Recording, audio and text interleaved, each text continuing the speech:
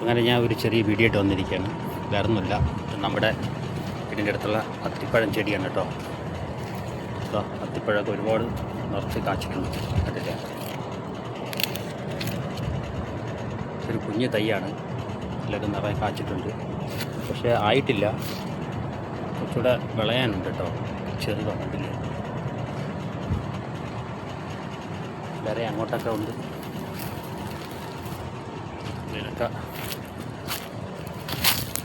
ഒക്കെ വലുതാണ് കേട്ടോ. ഈ തൈകളാണ്. ചൂടായതോട് ചെറിയതൊക്കെ കരിഞ്ഞിട്ടുണ്ട്.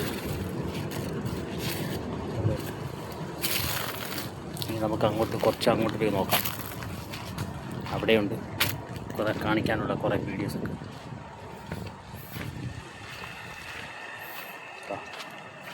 കണ്ടില്ലേ, ഇത് ചൂടായതുകൊണ്ട് ഇലകളൊക്കെ കൊഴിഞ്ഞു പോയി.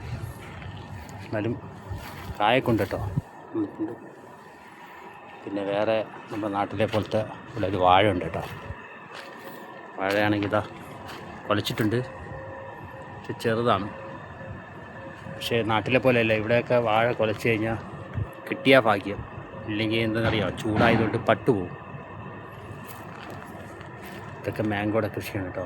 മാംഗോയുടെ സീസൺ കഴിഞ്ഞു, കടത്ത് കഴിഞ്ഞു. അപ്പോൾ നമുക്കിനി അടുത്ത് ഈത്തപ്പഴം നമുക്ക് നോക്കണ്ടേ.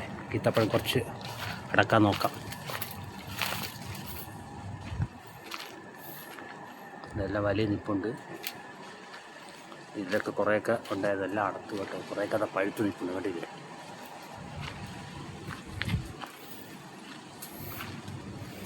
നമുക്ക് അതിലോട്ട് പോകാം. വലിയുള്ളതൊക്കെ അടത്ത് കഴിഞ്ഞു കേട്ടോ. എല്ലാം സീസൺ ഇനിയിപ്പോൾ 2 ആഴ്ചയോടെ കഴിഞ്ഞാൽ ഈത്തപ്പഴത്തിൻ്റെ സീസണൊക്കെ കഴിഞ്ഞു. കഴിക്കാനായിട്ട് 5-6 എണ്ണം ഒന്ന് പൊട്ടിക്കുക. വലയിട്ട് വെച്ചിരിക്കുന്നത് വെച്ചാൽ കിളികൾ ഒന്ന് കൊത്തും, അതുകൊണ്ടാണ്. നമുക്ക് 5-6 എണ്ണമൊക്കെ ഒന്ന് പൊട്ടിക്കാം.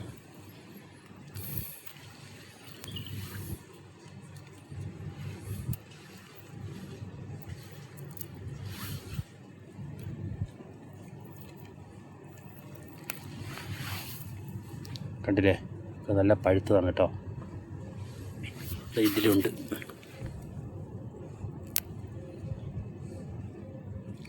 ഇപ്പോൾ ചൂടായതുകൊണ്ട് പെട്ടെന്നൊക്കെ പഴുത്ത് വരും.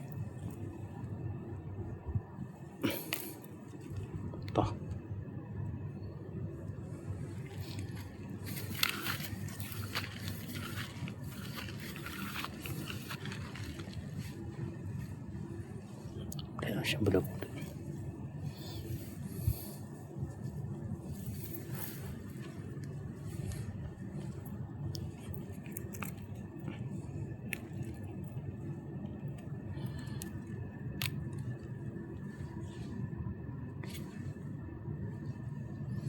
കഴിക്കാൻ നല്ല ടേസ്റ്റാണ്. നല്ല പഴുത്തതാണ് കേട്ടോ.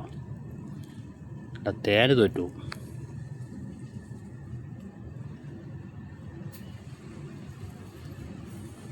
അപ്പോൾ ഇന്നത്തെ വീഡിയോ ഇതാണ്.